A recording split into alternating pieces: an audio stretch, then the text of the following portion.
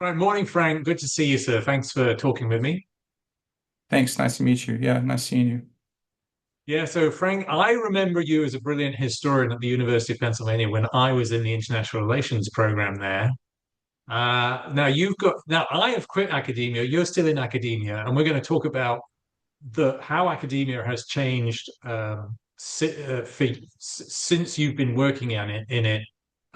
You're still Mhm. faculty, but a lot has changed with how faculty positions are structured and Yes. funded and so forth. So give us a quick introduction to what you see going on in academia right now. All right. Yeah, sure. Well, currently, I've worked in different positions, anywhere from I've noticed that like longer term. In fact, when I started, I was adjuncting. I was teaching part-time at different colleges. I've been teaching at anywhere between part-time positions. I've had several one-year positions as well. I've interviewed for tenure-track over the years, and I've had a mix of everything in between. And also staff positions like tutoring and support and academic support success programs.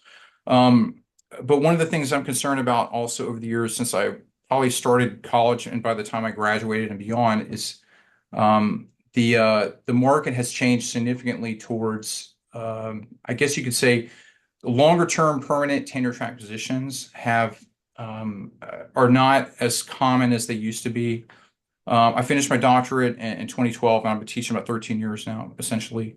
And I've, different institutions over the years. I've been out there, worked a number of places. I thought I've had some good interviews, and I thought I did really well. But it's the other thing is there's so many candidates applying now, and fewer long-term tenure track jobs. And I think since the recession, and probably since even the pandemic, but over the last 10 or 15 years, many positions have changed towards shorter term contracts and part-time positions. Instead of the balance of faculty, instead of a more tenure track permanent faculty in many institutions, it's flipped towards essentially more adjunct positions and fewer longer term and tenure track, and it might even be like one year to year instructor positions. And that's a concern in higher ed anyway. That's just a reality of the situation. And many years ago, it probably was the case that like maybe part-timers or adjuncts used to be maybe they would take over like whatever courses were left and then teach those, and they would ask another person or a couple of people to step in and cover those extra courses. And fewer, you know what I mean? It was like a much more towards focus on longer term hiring people to keep them around for a while. But how we've seen it is now that like I said, it reversed now since now we're more permanent, more long-term adjunct positions and even staying adjuncts for a while. And sometimes, occasionally, positions open up for full time, but there's no guarantee, And the tenure track jobs that have just they're out there, but they're so few and far between in terms of finding one compared to the number of adjunct positions. So the balance is much more like now it's adjuncts and then maybe tenure track is down here. And it used to be maybe more up here, more balanced, but it's sort of flipped. And I don't know if it's hard to say when it'll change or if it will change anytime soon, but so what we're looking at now in the market in Yeah. higher ed, even with people So, with so advanced degrees. Yeah. yeah. So before we talk about how this restructuring is affecting current faculty like your good self, let me check something. Your understanding of this new breed of faculty position. See if it's how I perceived it a few years ago. So I left academia a few years ago. Yeah. And I was defunded twice, actually. And in both cases, the universities replaced my tenure track position with lectureships. And so much lower rank. And therefore, there's one problem is that the university is hiring people straight out of their doctoral program, even if they have a doctoral program, because they're also hiring people with just MAs to Yes. teach stuff which otherwise somebody like me would have a lot more experience and qualifications to teach. So that's one problem. And but that's a problem for the students. There's a problem for the faculty too, because the lecturers they're hiring them on 1 year contracts and they have to renew every year. There's no security year to year. Mhm. And often these lecturers are being hired in a part-time capacity and a semester to semester in effect, because the faculty chair can say, well, we don't have the funds to give you 3 courses next semester. We'll just give you one, Mhm. right? So they're part-time, they're insecure, they're lower ranked, they're lower qualified, low experience. That's what I saw 4 years ago when I last left academia. Is that what you're seeing? Yes, yes. I would say at times, periodically, it's a semester to semester contract. The number of courses might depend on enrollment. Um, and that could change even up to the last minute. Occasionally, some class sections are merged, and so they combine them into one section, and they tell you they have two, but then they might actually have one. Or sometimes positions are like, they didn't have the funding this year because something happened with the budget or something else, and so it's like you said, 1 year lecture things also happen where it's like year to year. There's no guarantee that you get hired the next year. Sometimes what happens in higher ed also is that you have to interview every year. You have to apply for renewal, and it's it varies depending on the college. I have colleagues of mine who've actually had courses taken away at the last minute, or like I said, some sections are merged, or they're given to full-time faculty because they don't have enough sections available for the full. The part-timers were supposed to get courses, but then they needed classes left for the full-time people to teach, and so they give them to the full-timers, and the part-timers, only get whatever they have to get. So it's complicated. I mean, it happens. So yeah, that's the trend now. So Yeah. So tell us now more from your perspectives. You're in the trenches still. How does it affect um, your teaching, your own professional life, given these changes that we're talking about? well, I guess one thing to do is you have to be flexible to know that there's no guarantee. If it's semester to semester or year to year, you have to be able to be adaptable and taking on a job at the last minute at times, and continually apply throughout the year. I apply periodically. I email and apply for department positions that are open. You might hear about something from another colleague as well, but it's challenging because then you have to map out your schedule and figure out, like, I've applied for several positions, let's say, right? And I get offered so many courses at this college, this day and time, this college, this other day and time. And what's hard about this is then you have to give up certain courses that you probably were offered because another school came through at the last minute, and your schedule doesn't work out because your commute is too far to get to the school at this time. And it's like, because of that, I put a lot of miles on my car, and I'm probably averaging 30,000 plus miles a year on my car. And my commute is range anywhere between 30 minutes to 2 hours or 2.5 hours at one way at times. Um, and yeah, so I upgraded, traded in my car last year, and I had, within a 7 or 8 year period, my last car, I probably put in about 250,000 miles. And it was maybe more. I can't remember. I had almost 300,000 on my Camry last year, and now I got another one. I got a hybrid. I got an upgrade that was, but I got that car a year ago, less than a year ago. I've already put 35,000 miles on it, and that was a 2024. I've already got 54,000 miles on my car. So you have to be able to budget for those things, to know that there's no guarantee how much you have to commute and where you're going to teach. It's literally like living out of a suitcase practically. And then depending on the commute, if the classes are back to back, my own experience has been I had some courses that were like night classes, then early morning the next day at another location, several hours away. So I had to stay overnight at several times a week away from home, in a hotel room. At some schools I've been tired at. So and that's only on a 1 year contract. So that there's no guarantee. I had to do these things where I had to stay in it, do what I had to do to teach. And it's so that's one thing that's happened with hiring and just last minute stuff and just trying to get around and teach. But the other tricky thing is knowing that your income isn't consistent. So it's hard because you have to keep applying for health insurance. You go on the employer's health insurance, then you go off that on the marketplace one, and then you have to keep flipping that off and on at least once or twice a year. So once the employer's insurance kicks in, I can go off the marketplace one. But then I have to budget for when that's going to happen, and I make sure I budget for my summer every year because when my spring courses are out, usually there's less work in the summer. So I have to budget for putting extra money away to pay the mortgage and the whatever insurance. So this is like, these are things I have to do every year. Um, and it's like you don't know when they're going to get back to you. Also, it's different rounds of interviews. You think you did really well in an interview, and it didn't turn out okay. But I got courses to back myself up. I usually get enough courses to back myself up to guarantee myself for the semester. But in a regular position, is a 3 or 4 load, right? For semester, you might teach at most 3 or 4 classes. But as an adjunct, I regularly teach anywhere between 6 to 8 courses per semester.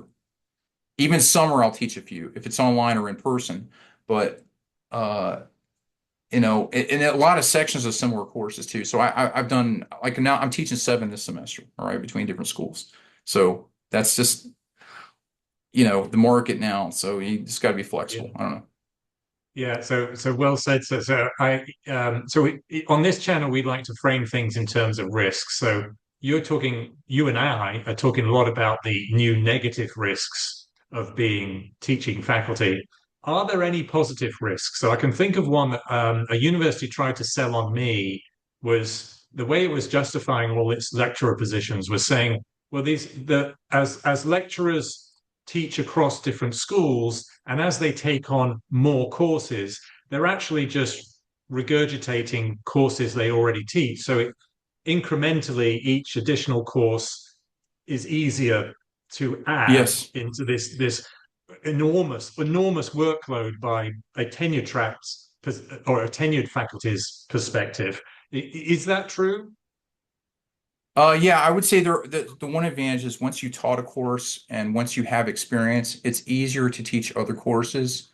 And you've already got something to start with, and you can carry over some of that material to another class, or you've developed a course that you can just kind of customize and tweak towards the other position elsewhere.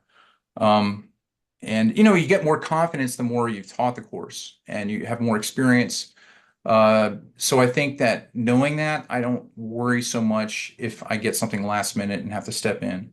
I literally have had things less than a week in advance to teach a class. My wife had a colleague who even said that there was one time where the professor offered a course and they said, come on to campus and come down to the department. And they were talking to the person in the department and they're walking down the hall. Here's your class. You start today.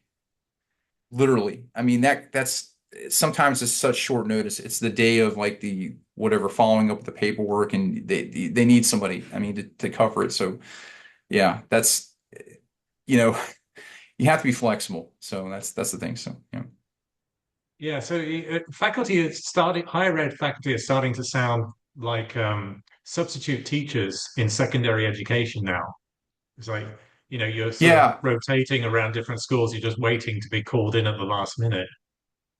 yeah. I would say that there are some challenges that include being flexible and then having to kind of you're kind of filling in. You're on a shorter term contract. You're doing what you can to cover it, but it's also it's a good learning experience. You learn a lot of things, but then you're also like it takes a lot of it takes a lot of flexibility and time that you have available to do that. And it's you're right. The contract positions it's difficult because you're not always guaranteed the same benefits and everything else. But it's also trying to be able to understand that you have a time frame of how long this is, and it is unusual. You're right. There actually districts are now starting more of the contract positions and with outsourcing it compared to hiring directly by the district. I actually did some substitute teaching for a while for a school district some years ago, and I was originally hired by the district directly.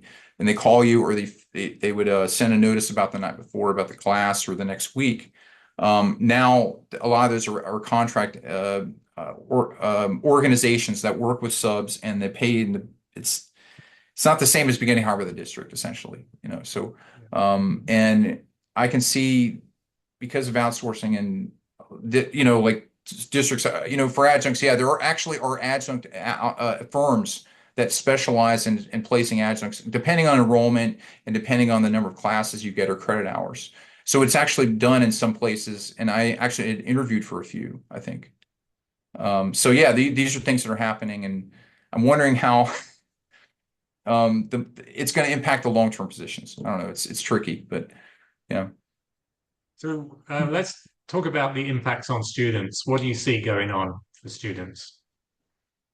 Well, one thing I think I really enjoy higher ed. The one advantage I like about higher ed, it's always interesting. It's always different every semester. So having a new, different cohorts of students every semester is exciting and interesting. But the other thing that's tricky about that is even if it's very stimulating and challenging to a variety of courses, the kids don't the consistency of the professor is not because they have different, it's a revolving door of people that come in and out all the time. And what's frustrating for them can be the fact that they might not have someone that can mentor them through the whole undergrad experience or even in grad school because there are so many people they're working with. I mean, maybe they can still touch base with them wherever they are, but then they might disappear and a new person comes in. And even the person sometimes on the class registration, on the page, the schedule, it might be somebody different by the time they show up to the class the first day. So they expect someone, they get excited. Oh, I wanted to have your class again in the fall. What else are you teaching?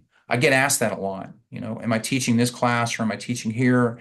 And I say, well, they gave me this class in the schedule and I'm supposed to be there. And then they sign up based on that idea, right? But then by the next semester, something happens, or maybe the class falls through, or they assign it to another faculty member. And so they don't get the consistency of building that relationship like you would with long-term faculty, and being able to have that mentoring and guidance through their career or their academic, just this experience essentially. So Yeah. yeah. So Frank, I think you've got some solutions. You've got some ideas of how the situation could be remedied, improved. Let's hear them. Yeah. So one thing I think would help a bit is if colleges could.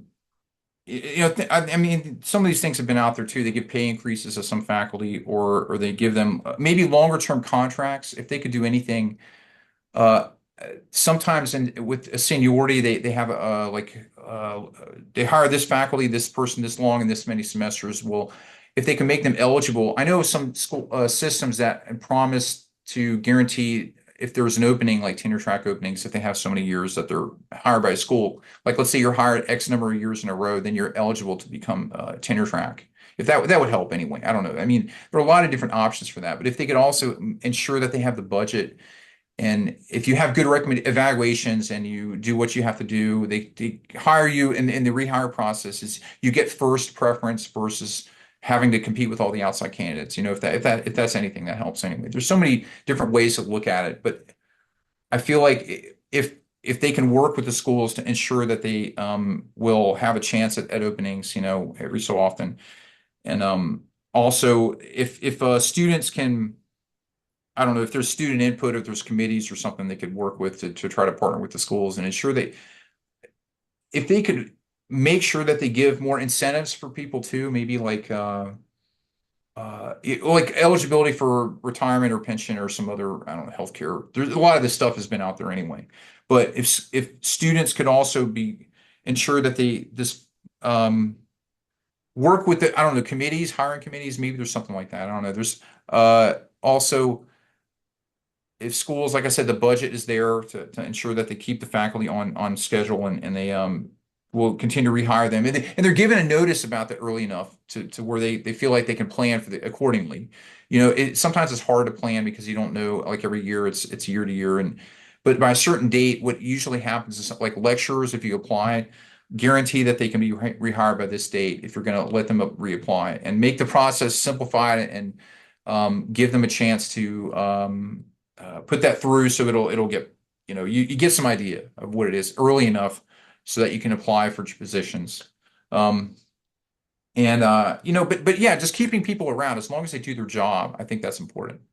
As long as they get good reviews and good evaluations, it's essential to have some kind of like stability and consistency for the students. They really want to get to know people, and they want to feel like the college is caring for them and takes care of them. And if they can find other ways to combine it, if they have to do something like give them options for positions that open up and pick up extra hours, for tutoring or support jobs or whatever's open on campus, they can let them have that opportunity too. I don't know. But there's so many things they can do. I don't know. I just feel like, do you have anything else on that? Does that help a little bit to answer that Yeah, question? it does. So we've talked about the risks to faculty and the risks to students. This is risky for the institutions themselves, higher ed institutions, because they have crises in recruiting now. So fewer students are going to higher ed. They have crises of retention, so more students are quitting before they finish Yeah. their degrees. There are sometimes federal funding consequences for universities. At least the Trump administration has threatened that it Mhm. will cut funding for universities that don't improve their retention rates. Yeah. Students are evaluating universities at lower and lower scores.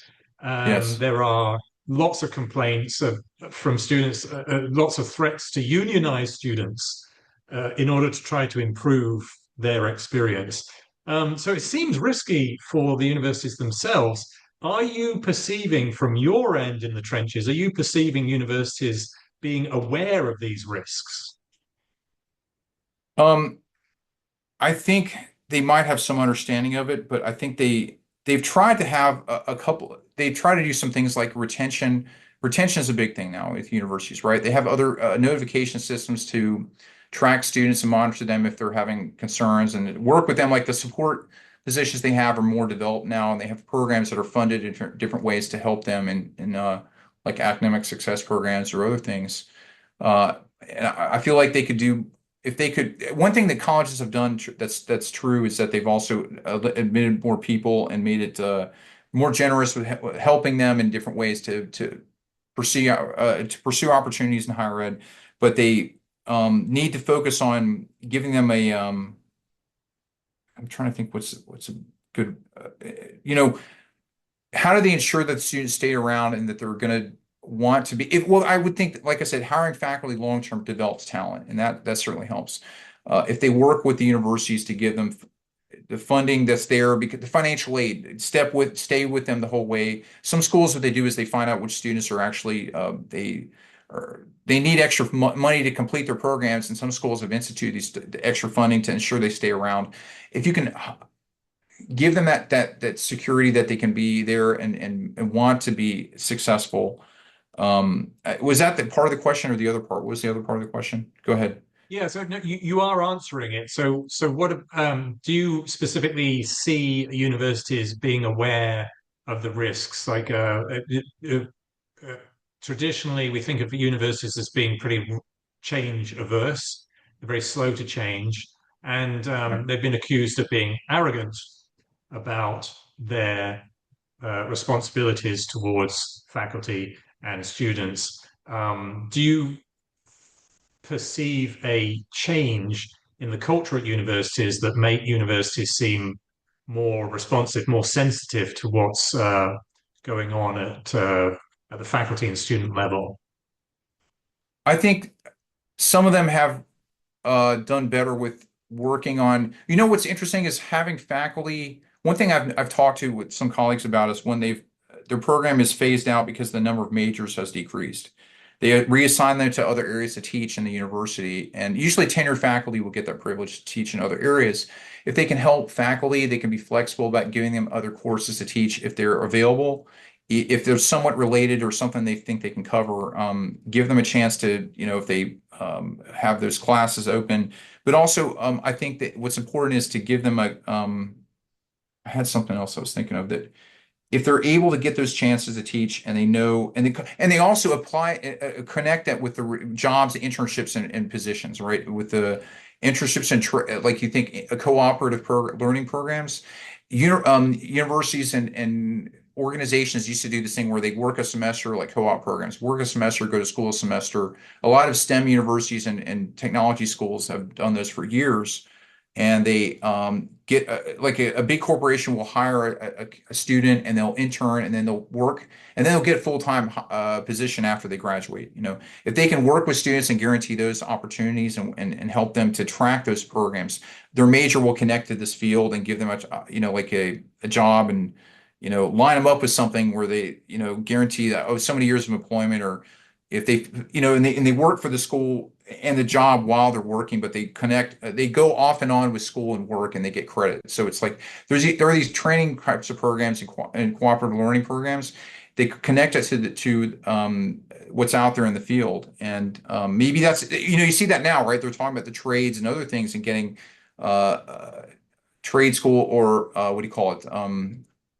Experiential Technical learning school. or some other thing, Yeah. but the schools need to do more about connecting the fields with the colleges, and what they can do to incentivize those majors and give them those chances to, so they get out of school. And return on investment, a big thing I've seen with schools. I mean, I don't know, you've probably seen the return on investment.